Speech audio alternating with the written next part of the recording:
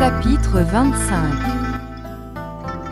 Il est bon de contrôler l'œil, il est bon de contrôler l'oreille, il est bon de contrôler le nez, il est bon de contrôler la langue. Il est bon de contrôler l'acte, il est bon de contrôler la parole. Il est bon de contrôler le mental. Il est bon de contrôler toute chose. Le bhikkhu contrôlé de toutes parts est libre de toute souffrance. Celui qui est contrôlé quant à la main, aux pieds, au langage, et au plus haut, la tête, celui qui se réjouit en méditation, et qui est composé, celui qui est seul et satisfait, celui-là je l'appelle un bhikkhu. Le bhikkhu qui a le contrôle de la langue, qui parle avec sagesse, qui n'est pas infatué, qui explique le sens et le texte, douce, en vérité, est sa parole. Le bhikkhu qui demeure dans le Dhamma, qui se réjouit dans le Dhamma, qui médite sur le Dhamma, qui se rappelle bien le Dhamma, ne tombe pas hors du Dhamma excellent. Qu'il ne méprise pas ce qu'il a reçu, qu'il n'aille pas enviant le gain des autres, le bhikkhu qui envie le gain des autres, n'atteint pas à la concentration. Quoiqu'il ait peu reçu, si un bhikkhu ne méprise pas ce peu, les devas le loueront, lui qui est de vie pure et n'est pas indolent.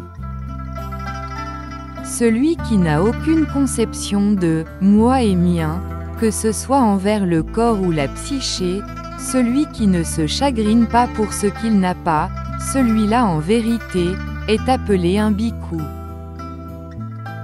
Le bhikkhu qui demeure en amour bienveillant, qui est content de l'enseignement du Bouddha, atteint à cet état de paix et de bonheur la tranquillisation des agrégats des existences. Videz ce bateau, ô bhikkhu. Vidé par vous, ira rapidement, coupant votre convoitise et votre animosité, par ce moyen, vous irez vers le nirvana. 5 suppriment, 5 abandonnés, de plus 5 cultivent, le bhikkhu qui a été au-delà des 5 obstacles est appelé le traverseur de courant. Méditez ô bhikkhu. Ne soyez pas inattentif, ne laissez pas votre esprit tournoyer sur les plaisirs sensuels, ne soyez pas négligent et n'avalez pas une bille de fer brûlante, et si vous vous brûlez, ne vous lamentez pas, ceci est souffrance. Il n'y a pas de méditation, jhana, sans connaissance transcendante, il n'y a pas de connaissance transcendante sans méditation. Celui en qui il y a connaissance transcendante et méditation est, en vérité, en présence de nirvana.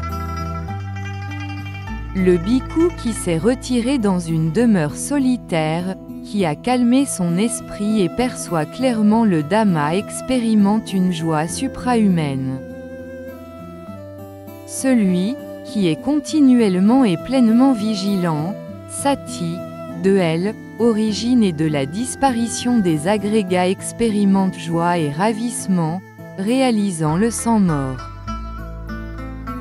Et voici le commencement pour un sage bhikkhu, contrôle des sens, contentement, restreinte en rapport avec le patimokkha, code fondamental de moralité, association avec des amis énergiques et bénéfiques de vie pure.